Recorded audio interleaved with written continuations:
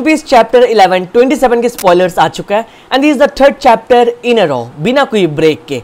तो चलो चैप्टर के स्पॉइलर के बारे में बात करते हैं और शुरू करने से पहले थोड़ा हम लोग फ्लैशबैक देख लेते हैं। लास्ट चैप्टर में हम लोगों ने क्या देखा था। लास्ट चैप्टर में हम लोगों ने बार्थोलोम्यू शैंक्स का मोमेंट देखा। बार्थोलोम्यू जो फ्लैग जला दिया था उसकी वजह से शैंक्स आया था और बार्थोलोम्यू का लॉयल्टी टेस्ट किया था जहां पर बार्थोलोम्यू पास हो गया था। बट अगेन उसने योंग के ग्रुप के साथ पंगा लिया तो उसको सबक सिखाना था, तो ये सब बिना कोई परमिशन के सारे लोगों के साथ बार्थोलोम्यू का पूरा शिप उड़ा देता है। ये करने के पीछे the reason is obvious, they are young coast pirate. यहाँ पर कोई बच्चों का गेम नहीं है। सबके बाद आगे हम लोगों ने देखा था ब्लैकबीयर्ड अपने आइलैंड पर आ चुका है, वहां पर कोई भाग गया था, इसके लिए तो थोड़ा अफसोस करता है। बट चलो गार्प को देख के वो बहुत ज्यादा खुश हो जाता है क्योंकि वो गार्प के साथ कुछ और करने का प्लान कर रहा है। और इस सारे मोमेंट के बाद हम लोग को पता चलता है हमारे फर्स्ट 6 स्ट्रॉ हेड्स अपने शिप के साथ गायब है। और वहां पर नामी वाज द ओनली वन जिसकी होश आती है और वहां पर वो एक अलग ही मिस्टीरियस जगह पे होती है। लास्ट चैप्टर में हम लोगों ने इतने देखा भी सब लोग एक साथ मिलकर न्यू चैप्टर के स्पॉयलर्स एंजॉय करता है। ओके, बट चैप्टर 11 27 का टाइटल है adventure in the mysterious kingdom.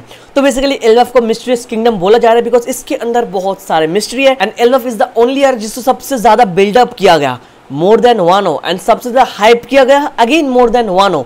And Elbaf is the only arc जिसको लेकर सबसे ज्यादा थ्योरी वीडियोस बनाया लोगों ने because this is the most important arc in the entire series. Last 20 साल से इसके ऊपर ब्लॉग्स बन रहे हैं, तुम समझ रहे हो। और मेरे भाई इतना भी याद रखना, हम लोग को बोला गया था सन गॉड निका फ्रॉम एल्वफ, तो निका एल्वफ से था। तो यहाँ पर निका के बारे में हम लोग को बहुत कुछ पता चलना बाकी है बिकॉज ये एंटायर निका जो चीज है ये अभी तक हमारे सामने अननोन है, हम लोगों को कुछ पता नहीं चला। तो यहाँ से हम लोग को पता चलने वाला है। मेरे को लगता है ये आर्क यहाँ पर बढ़िया रोल प्ले करने वाला है। प्लस हम लोग को पता है एक हम लोगों ने एक छोटी मोटी जॉयबॉय का फ्लैशबैक देख के रखा है, राइट। तो बाकी जो जॉयबॉय के बारे में चीज है वो मेरे को लगता है कि यहाँ से रिवील होने जा रहा है because this could be the arc जहाँ पर सारे चीजें कनेक्ट होंगे एक दूसरे के साथ। बिकॉज निका के बारे में सब कुछ पता चलेगा तो जॉयबॉय के बारे में पता चलेगा because Joyboy was manifestation of Nika, Luffy is manifestation of sun god Nika, right. तो चाहे निका बोल लो जॉयबॉय बोल लो व्हाटएवर यू से, बट यहाँ से ये सारी चीजें रिवील होना स्टार्ट होंगे। आफ्टर ऑल यहाँ पर हमको बताया गया एल्वफ के लोग निका को वर्शिप करता है and Luffy is sun god Nika, तो उसको उतना ज्यादा खतरा यहाँ पर होना नहीं चाहिए इन माय ओपिनियन। पर ऐसा कोई आर्क अभी तक गया नहीं जहाँ पर लफड़ा नहीं होगा, तो यहाँ पर भी होने वाला है फॉर श्योर। लोगों की एक्सपेक्टेशन यहाँ पर बहुत ज्यादा ऊपर से ऑर्डर ने स्टार्टिंग में बोल दिया it's all about mysterious kingdom. Okay, chapter starts with नामी finds herself inside a massive castle built entirely out of Lego pieces. Even the plants are made of Lego. The castle is located in Elbaf. Okay, I see. Last वाले chapter के अंदर वो scenario देखने के बाद मैं तुम लोगों को बोला था the entire castle is made out of Legos most probably. और अभी इस वाले चैप्टर के अंदर हम लोगों के सामने ये कंफर्म 100% हो जाता है। प्लस इस चीज को ओडा सेंसेई ने पहले भी फोरशैडो करके रखा था बहुत टाइम पहले और अभी जाके इस चीज को सच कर दिया यार। इस what I love about his writing. अब यहाँ पर बेसिकली हमको पता चला नामी कैसल के अंदर है जो कैसल पूरा लेगो से बनाया गया, सारे पीसेस लेगो, इवन जो वहां पर प्लांट्स है वो भी लेगो से बनाया गया है। तो आई डोंट थिंक कि ये जायंट का घर वगैरह होगा बिकॉज ना भाई जो प्लांट्स है वो लेगो से कैसे बना होगा ब्रो। दिस समथिंग मिस्टीरियस जो टाइटल के साथ 100% मैच हो रहा है। एल्वफ को हम लोगों ने जैसा सोच के रखा है वैसा नहीं है, it's something new, something unique, कुछ ऐसा जो हम लोगों ने इससे पहले कोई आर्क के अंदर नहीं देखा। और यहाँ पर क्लियरली लिखा था कैसल इज लोकेटेड इन एल्वफ, इसका मतलब हम लोग ऑलरेडी एल्वफ के अंदर आ चुके हैं मेरे भाई। हम लोग वहां पर रवाना किए थे आने के लिए बट हम लोग गायब हो चुके थे वहां से और सडनली हमारी होश आई, हम लोग ऑलरेडी एल्वफ में हैं। मतलब बीच का जो जर्नी हमको करना था वो हम लोगों ने किया ही नहीं। तो तुमको ऐसा नहीं लगता कि हम लोग वहां से टेलीपोर्ट होकर यहाँ पर डायरेक्टली आ गए? और वहां पर टेलीपोर्ट पावर किसका हो सकता है? क्या ये एल्वफ का प्रिंस लोकी का पावर था या फिर इट्स समवन एल्स? बट यहाँ पर एक क्वेश्चन रेज होता है, अगर लोकी होगा जो प्रिंस है एल्वफ के, पर एल्वफ से कोई होगा तो बस स्ट्रॉ हेड्स के 6 बंदों को टेलीपोर्ट क्यों करेंगे? बाकी लोगों का क्या हुआ? प्लस हमारे साथ जायंट्स थे और जायंट्स वहां से बिलोंग करता है, एल्वफ से बिलोंग करता है, तो उनको भी तो लेकर जाना चाहिए था ना। बस 6 मेंबर्स को क्यों? यहाँ से थोड़ा कंफ्यूजन क्रिएट हो रहा है। बाकी पूरा चैप्टर आने के बाद इसके बारे में तो बात करेंगे। ओके, आ गया she is running from enormous insect, she spots Usopp being attacked by a giant cat. Okay, वहां पर जायंट कैट भी है और इंसेक्ट से नामी भाग रही थी। तो इंसेक्ट्स मतलब कीड़े मकोड़े, तो यहाँ से समझ में आ रहा है वहां के कीड़े मकोड़े भी बहुत ज्यादा साइज में बड़े होता है जिससे नामी भाग रही है। ये ब्रीफ स्पॉइलर से यहाँ पर कोई इमेजेस नहीं आता है बट यहाँ से समझ में आ रहा है कि जो इंसेक्ट्स वगैरह है, कैट पैट जो भी है सब कुछ साइज में बड़ा है भाई। तो वहां पर जो नॉर्मल ह्यूमन बींग्स है उनके साइज है छोटे मोटे है, बाकी सब लोग एकदम साइज में मैसिव है भाई। प्लस हम लोग को पता चला वहां पर नामी के साथ उत्सव भी और उत्सव की भागने की जर्नी स्टार्ट हो चुकी है वहां पर। इवन हम लोग वेट कर रहे थे कि कब उत्सव का पावर अप होने वाला है। एल्वफ इज फॉर उत्सव, बट चलो उत्सव स्टार्टिंग में स्ट्रगल कर रहा है, तो एक साइन हो सकता है कि उत्सव का पावर अप हम लोग इस आर्क के अंदर देख सकते हैं सच्ची में। ओके मेरे भाई आगे, they try to fight the cat but it sends Usopp flying with a powerful swipe. Okay, एक झटके में उस्सब खत्म हो गया भाई। चलो वी नीड पावर अप भाई, I still feel like we need more power up.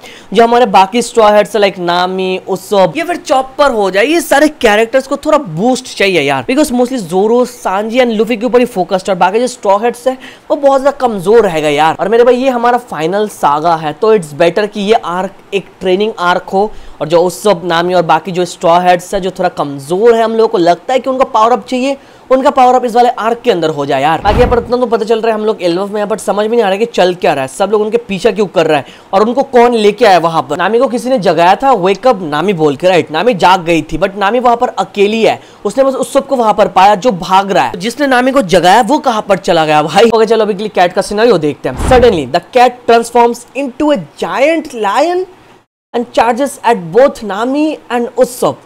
पर कैट एक लायन बन रहा है, मतलब जायंट लायन। नो वंडर कि इस चैप्टर का नाम है एडवेंचर्स इन मिस्टीरियस किंगडम। सच्ची में बहुत ज्यादा मिस्ट्री है भाई।